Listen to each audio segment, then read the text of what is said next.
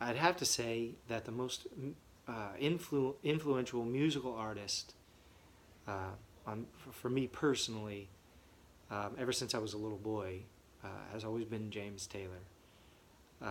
It was my dad that exposed me to that style of music, that singer-songwriter style, and a lot of those artists back then that played sort of that folk style, guitar-driven, acoustic guitar-driven type music.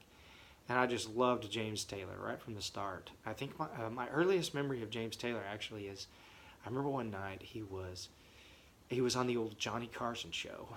I was, I think, 5 or 6 years old, and he came out, and I remember just being fascinated by the fact that he could sing and play the guitar at the same time.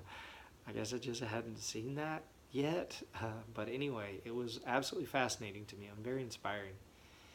Just thought that was so cool. I always loved his effortless style.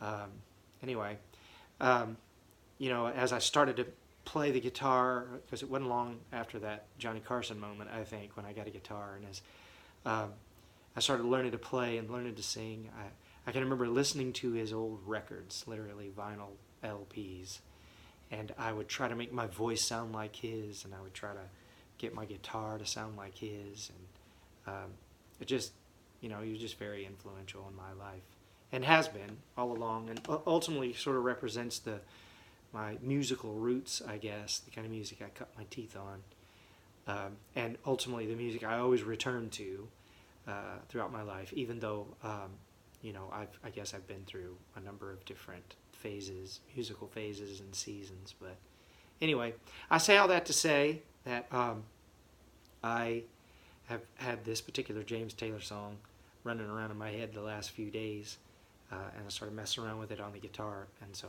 I thought I would play it for you all.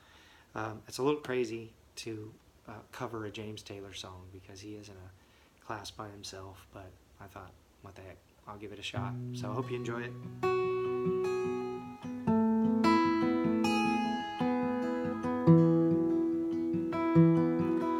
Well, there's something in the way she moves, or looks my way, or calls my name.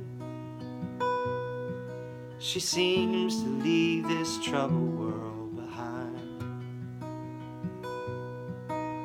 And if I'm feeling down or blue, or troubled by some foolish game, she always seems to make me change my mind. I feel fine anytime she's around me now. She's around me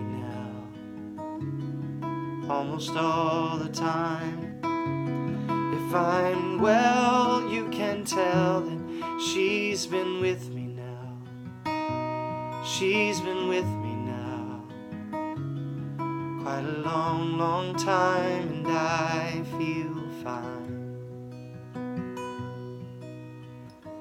Every now and then the things I lean on lose the meaning, and I find myself careening in places where I should not let me go.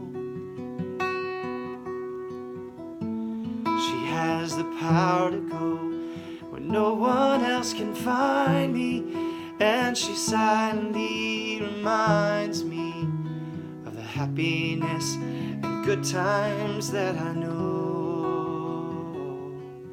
And then I just got to go there.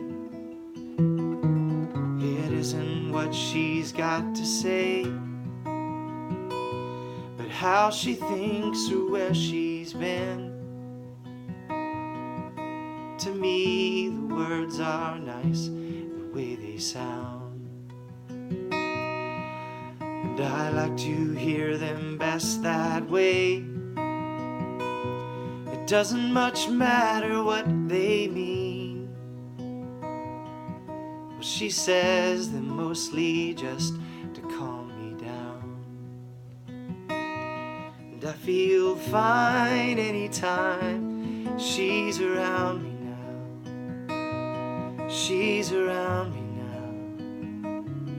almost all the time.